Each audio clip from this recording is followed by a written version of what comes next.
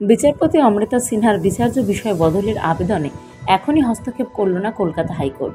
বৃহস্পতিবার বিচারপতি কৌশিক চন্দ এবং বিচারপতি অপূর্ব রায় সিং এর অবকাশকালীন ডিভিশন বেঞ্চ জানায়, এই মামলায় এখনই কোনো হস্তক্ষেপ করা হবে না। মামলাটি ফেরত পাঠানো হয়েছে প্রধান বিচারপতি ত্রিএস শিবগানমের কাছে।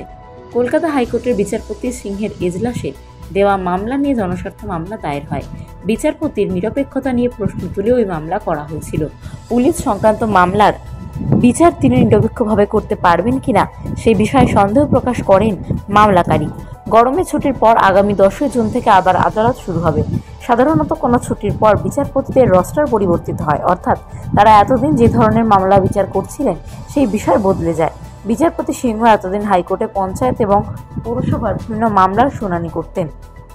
সম্প্রতি আদালতের রস্টার বদলেছে। বিচারপতি সিংহকে দেওয়া হয়েছে পুলিশের নিষ্ক্রিয়তা এবং অতিসক্রিয়তা সংক্রান্ত মামলাগুলি।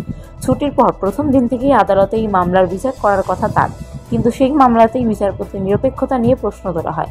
বিচার্য বিষয় বদলের আর্জি জানানো হয়।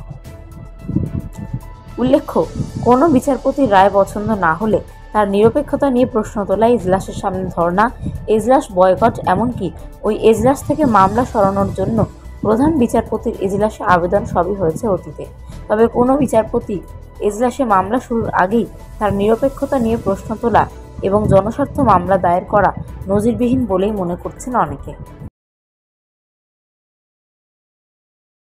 বিচারপতি অমৃতা সিনহার বিচার্য বিষয় বদলের আবেদনে এখনই হস্তক্ষেপ করল না কলকাতা হাইকোর্ট। বৃহস্পতিবার বিচারপতি কৌশিক চন্দ এবং বিচারপতি অপূর্ব রায় সিং এর অবকাশকালীন ডিভিশন বেঞ্চ জানায়, এই মামলায় এখনই কোনো হস্তক্ষেপ করা হবে না। মামলাটি ফেরত পাঠানো হয়েছে প্রধান বিচারপতি ত্রিএস শিবগানমের কাছে। কলকাতা হাইকোর্টের বিচারপতি সিংহের এজলাসে দেওয়া মামলা নিয়ে জনস্বার্থ মামলা দায়ের হয়। বিচারপতির নিরপেক্ষতা নিয়ে প্রশ্ন তুলে ওই মামলা করা হয়েছিল। পুলিশ সংক্রান্ত মামলার বিচার তিনি নিরপেক্ষভাবে করতে পারবেন কিনা সেই বিষয়ে সন্দেহ প্রকাশ করেন মামলাকারী। গরমের ছুটির পর আগামী 10 জুন থেকে আবার আদালত শুরু হবে। সাধারণত কোনো ছুটির পর বিচারপতিদের রস্টার পরিবর্তিত হয়, অর্থাৎ তারা এতদিন যে ধরনের মামলা বিচার করছিলেন সেই বিষয় বদলে যায়। বিচারপতি সিংহ এতদিন হাইকোর্টে পঞ্চায়েত এবং পৌরসভার বিভিন্ন মামলার শুনানি করতেন। সম্প্রতি আদালতের রস্টার বদলেছে। বিচারপতি সিংহকে দেওয়া হয়েছে পুলিশের নিষ্ক্রিয়তা এবং অতিসক্রিয়তা সংক্রান্ত মামলাগুলি। ছুটির পর প্রথম দিন থেকেই আদালতে এই মামলার বিচার করার কথা তার, কিন্তু সেই মামলাতেই বিচারপতির নিরপেক্ষতা নিয়ে প্রশ্ন তোলা হয়। বিচার্য বিষয় বদলের আর্জি জানানো হয়।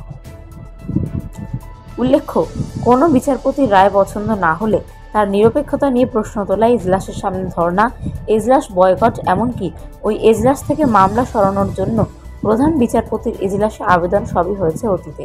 তবে কোনো বিচারপতি এজলাসে মামলা শুরুর আগেই তার নিরপেক্ষতা নিয়ে প্রশ্ন তোলা এবং জনস্বার্থ মামলা দায়ের করা নজিরবিহীন বলেই মনে করছেন অনেকে।